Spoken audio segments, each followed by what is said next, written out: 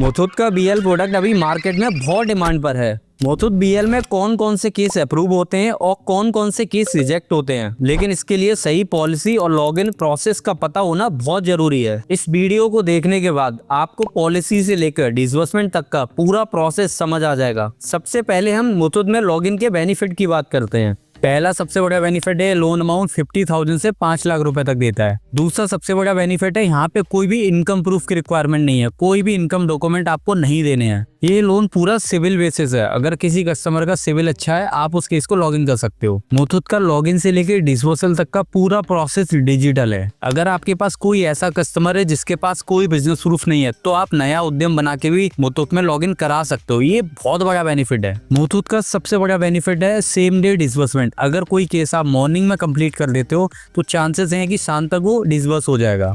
मुथूट में फायदे तो आपने जान लिए, अब हम बात करते हैं आपके पास जो कस्टमर है उनका मुथूट में लॉगिन कर सकते हो या नहीं। सबसे पहले आप जिस कस्टमर का लॉगिन कर रहे हो उसका सिविल स्कोर चेक करो। या तो उसका सिविल स्कोर 700 प्लस होना चाहिए या -1। अगर -1 होगा तो बैंक स्टेटमेंट अपलोड करना पड़ेगा। आप जिस भी कस्टमर का लॉगिन कर रहे हो उसकी शॉप पे प्रॉपर स्टॉक होना चाहिए और प्रॉपर बोर्ड लगा होना चाहिए, तो ये चीज भी आपको चेक करनी है। उसके बाद कस्टमर की एज चेक करनी है। उसकी एज 21 ईयर से 60 ईयर के बीच में होनी चाहिए। जिस भी कस्टमर का आप लॉगिन कर रहे हो उसका सिविल क्लीन होना चाहिए, कोई डिफॉल्ट या फिर डीपीडी या फिर कोई ओवरड्यू नहीं होना चाहिए। इसमें अभी आप ओनली सेल्फ एम्प्लॉयड केस को ही लॉगिन कर सकते हो, तो उन्हीं कस्टमर का लॉगिन करना जो सेल्फ एम्प्लॉयड है। जिस भी कस्टमर का आप लॉगिन कर रहे हो सबसे पहले उसका पिन कोड चेक करो। उसका पिन कोड सर्विसेबल होना चाहिए। जिस भी कस्टमर का आप लॉगिन कर रहे हो उसके सिविल में आप चेक करो लास्ट 1 मंथ में 5 से ज्यादा इंक्वायरी नहीं होनी चाहिए। अगर 5 से ज्यादा इंक्वायरी है तो केस रिजेक्ट हो जाएगा। जिस कस्टमर का आप लॉगिन कर रहे हो मुथूट में आप ये भी चेक करो लास्ट 6 मंथ में 3 से ज्यादा अनसिक्योर्ड लोन डिसबर्स नहीं हुए हो। अगर उस ऑलरेडी 4-5 लोन डिसबर्स करा चुका है 6 मंथ में देन वो केस नहीं होगा। अब हम लोग डिस्कस करेंगे कुछ ऐसे पॉइंट जो डीएसए के माइंड में सबसे ज्यादा चलते हैं। किसी कस्टमर के पास अगर बिजनेस प्रूफ नहीं है तो क्या करना चाहिए। आप नया उद्यम बना सकते हो बट उसमें जो डेट है वो 2 साल पुरानी डालनी है आपको। जिस भी कस्टमर का आप लॉगिन कर रहे हो उसकी शॉप पे प्रॉपर फ्रेम वाला बोर्ड होना चाहिए और बोर्ड पे जो नाम है वही बिजनेस प्रूफ में नेम होना चाहिए। जब भी आप किसी कस्टमर का लॉगिन करोगे तो उसके स्टॉक भी प्रॉपर चेक कर लेना, स्टॉक भी होने चाहिए। बहुत सारे केसेस कम स्टॉक की वजह से भी रिजेक्ट हो जाते हैं। जिन बिजनेसेस में डेली कैश फ्लो है तो उनको तो लॉगिन करना ही करना है, उनके निकलने के चांसेस बहुत ज्यादा होते हैं। किसी भी कस्टमर का जब अप्लाई कर रहे हो तो आप चाहो अपने फोन से कर सकते हो, लैपटॉप से कर सकते हो या कस्टमर के फोन से भी कर सकते हो, इसमें कोई प्रॉब्लम नहीं है। अब हम लोग बात करेंगे जब आप लॉगिन करते हो तो कौन कौन से डॉक्यूमेंट की रिक्वायरमेंट होती है। पहला, उसके पास पैन कार्ड होना चाहिए। दूसरा, आधार कार्ड होना चाहिए, लाइव सेल्फी लगेगी, ईमेल आईडी होनी चाहिए, मोबाइल नंबर होना चाहिए और बिजनेस प्रूफ। अगर बिजनेस प्रूफ उसके पास नहीं है तो जैसे मैंने पहले बताया आप नया उद्यम बना सकते हो 2 ईयर ओल्ड डेट डाल करके, और बैंक स्टेटमेंट, बट ये ऑप्शनल रहता है। मैंने कुछ चेकलिस्ट बनाई जिससे आप 30 सेकंड में ये पता कर सकते हो कि कस्टमर लॉगिन के लिए एलिजिबल है या नहीं। कस्टमर की एज हमेशा कंफर्म करो और पिन कोड सर्विसेबल होना चाहिए। हमेशा सेल्फ एम्प्लॉयड केस को ही लॉगिन करना है। लॉगिन से पहले हमेशा कस्टमर के स्टॉक एंड बोर्ड का फोटो चेक करना है। इन पॉइंटों को चेक करने के बाद आपको एक आइडिया मिल जाएगा कि कस्टमर लॉगिन के लिए एलिजिबल है या नहीं। अब इस पार्ट में हम लोग डिस्कस करेंगे लॉगिन से लेकर डिसबर्सल तक की क्या जर्नी रहेगी। सबसे पहले आपको एक लिंक मिलेगा, उस पर आपको क्लिक करना है। जैसे ही आप क्लिक करोगे सबसे पहले पेज आपको ये ओपन होगा। यहाँ पे आपको कस्टमर का मोबाइल नंबर डालना है।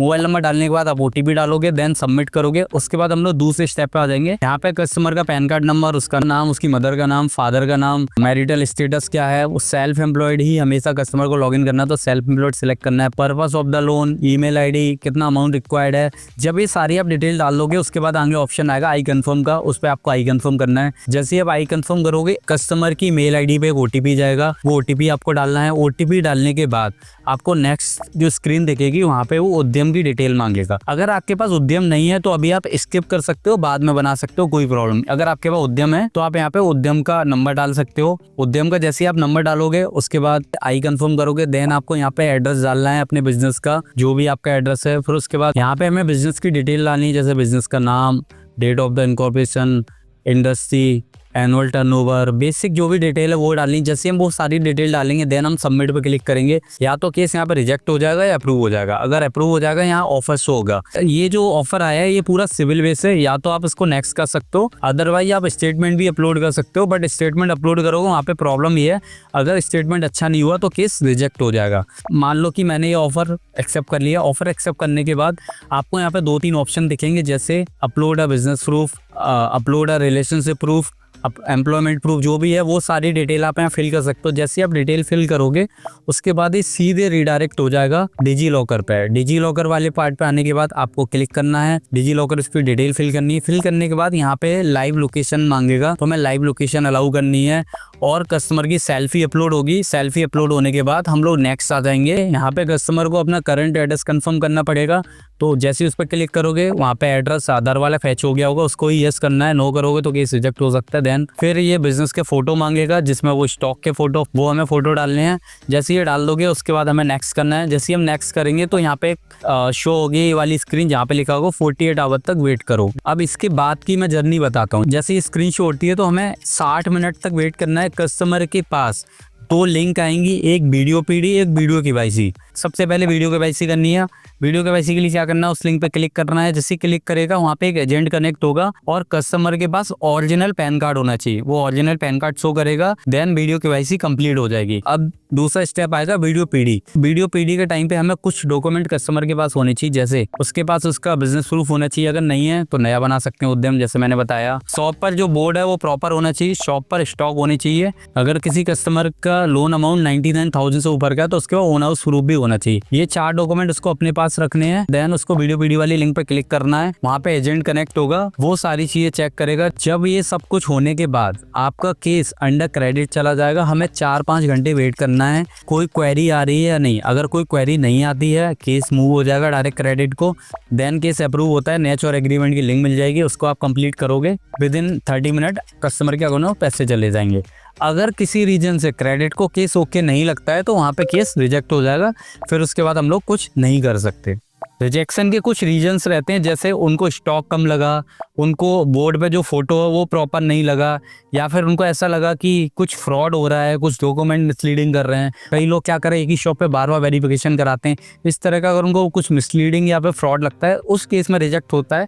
90% केस में केस निकल जाता है। अगर आपको मुथूट का DSA चाहिए तो आप हमसे कॉन्टेक्ट कर सकते हो, डिस्क्रिप्शन में लिंक है। हम लोग मुथूट के जो भी केस डिसबर्स होता है उसका पे आउट भी इंस्टेंट कराते हैं। अगर कोई केस आज डिसबर्स हुआ है तो 24 से 48 आवर में आपको उसका पे आउट मिल जाएगा।